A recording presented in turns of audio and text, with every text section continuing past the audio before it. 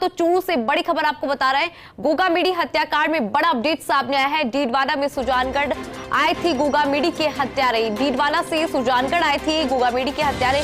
तो इस वक्त का बड़ा अपडेट फर्स्ट इंडिया न्यूज आपको दे रहा है। कैब ड्राइवर ने डीडवाना से सुजानगढ़ छोड़ा था। सुजानगढ़ से दिल्ली जाने वाली बस में सवार होकर निकले हिसार के लिए। कैब ड्राइवर ने डीडवाना पुलिस को सारी जानकारी दी है। हत्या के बाद भी उन्हीं कपड़ों में थे हत्यारे। एक ने अपना गांव मकराना बताया था और तो दूसरे ने स्वयं को बताया था फौज में। तो बड़ा अपडेट इस वक्त आपको दे रहे हैं। आपको बता दें कि कैब ड्राइवर ने जानकारी पुलिस से साझा की है और आपको ये भी बता दें कि डीडवाना से सुजानगढ़ आए थे गोगामेडी के हत्यारे।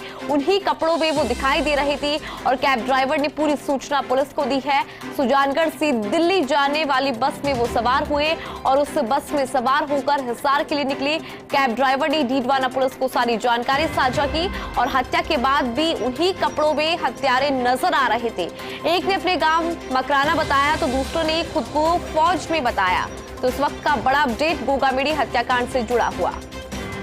तो बता दें कि डीडवाना से सुजानगढ़ आए थे गोगामेडी के हत्यारे और आपको ये भी बता दें कि कैब ड्राइवर ने डीडवाना पुलिस को पूरी जानकारी दी है और कैब ड्राइवर ने ही उन्हें डीडवाना से सुजानगढ़ छोड़ा था। ऐसे में सुजानगढ़ के बाद वो दिल्ली वाली बस में बैठे और उससे बस में सवार होकर हिसार के लिए निकले। तो वहीं जब कैब ड्राइवर और उनकी बातचीत हुई तो एक हत्यारे ने कहा कि वो मकराना का है तो दूसरे ने खुद को फौज में बताया। तो बड़ी जानकारी इस वक्त की आपको दे रहा है गोगामेडी हत्याकांड से जुड़ी।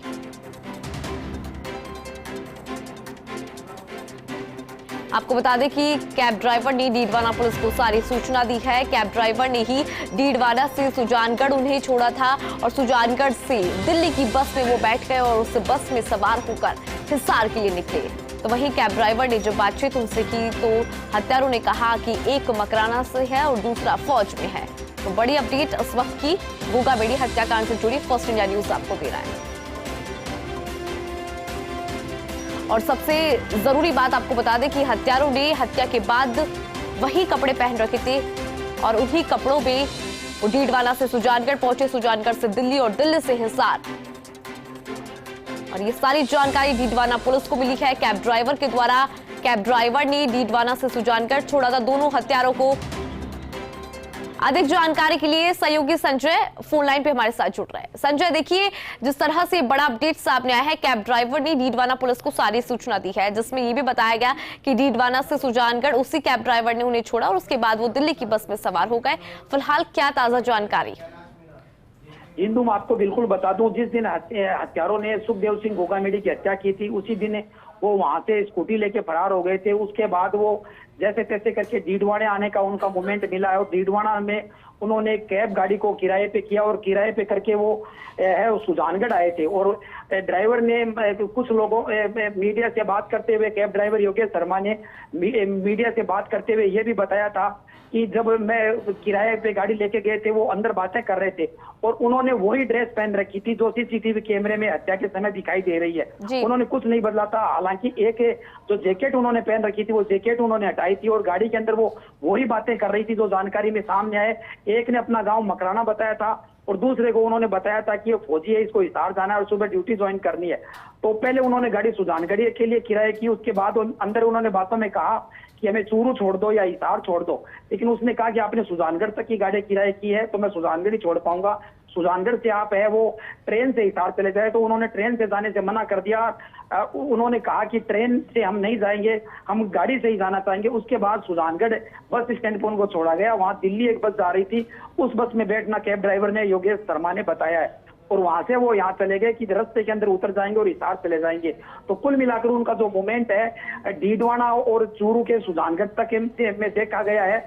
और ये कैब ड्राइवर योगेश ने डीडवाना पुलिस को भी जानकारी खुद जाकर पुलिस को दे दी है और पुलिस इस मामले पर भी जानकारी कर रही है। जी देखिए, जिस तरह से संजय अगर इस पूरे मामले पर नजर डाली जाए तो तमाम जानकारी पुलिस के पास है, हर एक मूवमेंट की खबर पुलिस के पास है, लेकिन अभी तक पुलिस के हाथ खाली है।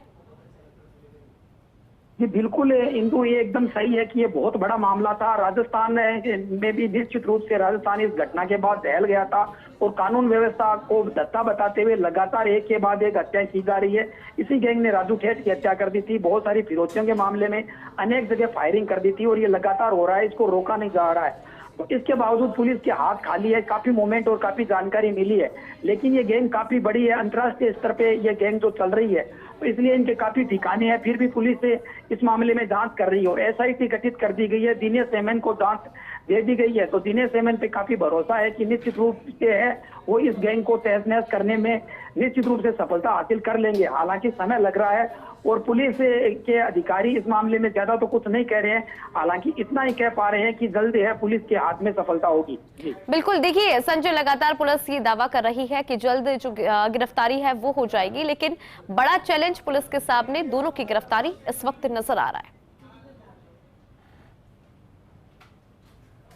तो ये थे संजय जिन्होंने जानकारी दी। तो चूरू से आपको बड़ी जानकारी दे रहे थे। आपको बता दें कि डीडवाना और सुजानगढ़ में मूवमेंट देखा गया दोनों हत्यारों का। डीडवाना से सुजानगढ़ वो पहुंचे थे, कैब के द्वारा पहुंचे और फिर वहां से दिल्ली की बस में वो सवार हुए और हिसार के लिए रवाना हुए। तो ये कैब ड्राइवर ने सूचना दी है डीडवाना पुलिस को, जिसके आधार पर पुलिस जांच लगातार कर रही है। तो इस वक्त की बड़ी जानकारी आपको दे रहे हैं। आपको बता दें कि कैब ड्राइवर ने डीडवाना पुलिस को सारी जानकारी दी है और इस जानकारी में ये भी बताया कि दोनों हत्यारों ने वही कपड़े पहने थे जो सीसीटीवी फुटेज में नजर आ रहे थे, यानी कि कपड़े उन्होंने चेंज नहीं किए। और एक ने अपना गांव मकराना बताया, तो दूसरे ने कहा कि वो आर्मी में है, फौज में है और उसे ड्यूटी पर जाना है। तो ऐसे में उसे ये भी कहा कि आप गाड़ी तक हमें हिसार तक छोड़ दें।